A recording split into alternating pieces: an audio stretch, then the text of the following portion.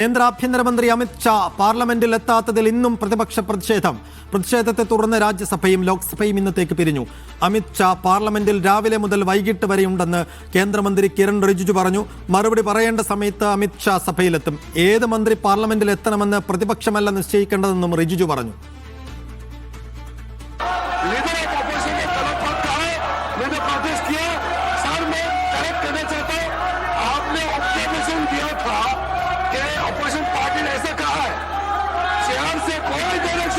किसी मंत्री को सदन में आने के लिए, और दूसरी बात, आप लोग नाराबाजी करके तुरंत चले जाते हैं पार्लियामेंट छोड़ के, लेकिन होम मिनिस्टर सुबह से लेकर देर रात तक पार्लियामेंट नहीं रहता है.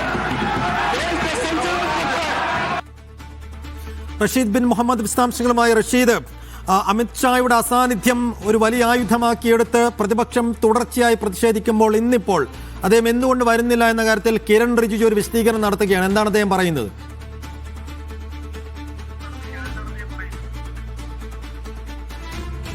നിലവിൽ കേന്ദ്ര സർക്കാരിനെയോ അല്ലെങ്കിൽ കേന്ദ്രമന്ത്രിമാരിൽ ആര് സഭയിൽ എത്തണമെന്നുള്ളത് തീരുമാനമെടുക്കാൻ പ്രതിപക്ഷത്തിന് ആകില്ല എന്നുള്ള ഒരു പ്രതിരോധമാണ് ഇപ്പോൾ കിരൺ റിജിജു ഇരു സഭകളിലും പങ്കുവച്ചിരിക്കുന്നത്. നമുക്കറിയാം, കഴിഞ്ഞ ദിവസങ്ങളിലൊക്കെ തന്നെയും ആഭ്യന്തരമന്ത്രി അമിത്ഷായും പ്രധാനമന്ത്രിയും സഭയിൽ എത്തണമെന്നും കഴിഞ്ഞ ദിവസങ്ങളിൽ ഡൽഹി കേന്ദ്രീകരിച്ചുകൊണ്ട് നടന്നിട്ടുള്ള പോലീസിന്റെയും സേനാ വിഭാഗങ്ങളുടെയും നരനായാട്ടിൽ ആഭ്യന്തരമന്ത്രി അമിത്ഷാ മറുപടി പറയണമെന്നുള്ളതായിരുന്നു പ്രതിപക്ഷം നിരന്തരം ആവശ്യപ്പെടുന്നത്. ഈ ഒരു ഘട്ടത്തിലാണ് ഇപ്പോൾ ഇത്തരത്തിൽ കിരൺ റിജിജു ഒരു പ്രതിരോധ തന്ത്രവുമായിട്ട് രംഗത്തെത്തിയിരിക്കുന്നത്. അതായത് പ്രതിപക്ഷ എം പിമാർക്കൊന്നും തന്നെ സഭയിൽ ആര് വരണം എന്നുള്ളത് നിശ്ചയിക്കാനാകില്ല. മറുപടി പറയേണ്ട സമയത്ത് മന്ത്രിമാർ കൃത്യമായിട്ട് തന്നെ മറുപടി പറയും. അതോടൊപ്പം തന്നെ ആഭ്യന്തരമന്ത്രി അമിത്ഷാ എല്ലാ ദിവസവും പാർലമെന്റിൽ എത്തുന്നുണ്ട് എന്നുള്ള ഒരു കാര്യമാണ് റിജിജു ചൂണ്ടിക്കാണിച്ചിരിക്കുന്നത്. പക്ഷേ പാർലമെന്റിൽ എത്തുമ്പോഴും എന്തുകൊണ്ട് സഭയിൽ എത്തുന്നില്ല, മറുപടി പറയുന്നില്ല എന്നുള്ള പ്രധാനപ്പെട്ട ചോദ്യമാണ് പ്രതിപക്ഷ എം പിമാർ ഉന്നയിക്കുന്നത്. രാവിലെ തന്നെ സഭ തുടങ്ങിയ ഘട്ടത്തിൽ ഈ വിഷയം ഉന്നയിച്ചുകൊണ്ട് പ്രതിപക്ഷ എം പിമാർ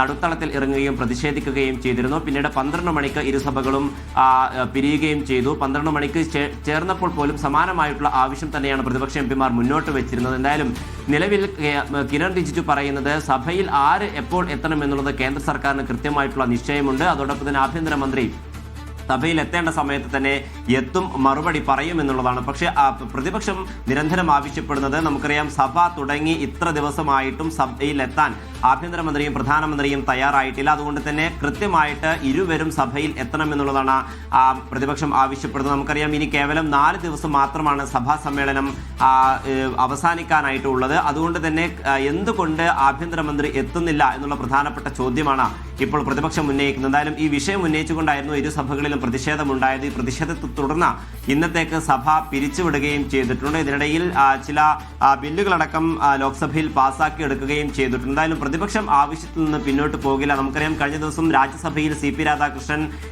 കിരൺ റിജിജുവിന് നൽകിയിട്ടുള്ള നിർദ്ദേശം അത് വലിയ തോതിൽ BJPക്കും അതോടൊപ്പം തന്നെ കേന്ദ്ര സർക്കാരിനും തിരിച്ചടിയാകുന്ന സാഹചര്യമാണ് ഉണ്ടായിട്ടുള്ളത്. അതുകൊണ്ട് തന്നെ ആ ഒരു CP രാധാകൃഷ്ണന്റെ നിർദ്ദേശം കൂടി മുറുകെ പിടിച്ചുകൊണ്ടാണ് ഇപ്പോൾ സഭക്കകത്തും പുറത്തും പ്രതിപക്ഷം ഇപ്പോൾ പ്രതിഷേധം ഉന്നയിക്കുന്നത്. എന്തായാലും ഈ ഒരു ആവശ്യത്തിൽ നിന്ന് തങ്ങൾ പിന്നോട്ടില്ല എന്നുള്ളത് തന്നെയാണ് ഇപ്പോൾ പ്രതിപക്ഷം മുന്നോട്ട് വെക്കുന്നത്. ഇനി തിങ്കളാഴ്ച സഭ ആരംഭിക്കുമ്പോൾ സമാനമായിട്ടുള്ള രീതിയിൽ ഈ ആവശ്യം മുന്നോട്ട് വെക്കാൻ തന്നെയാണ് ഇപ്പോൾ പ്രതിപക്ഷം തീരുമാനമെടുത്തിരിക്കുന്നത്.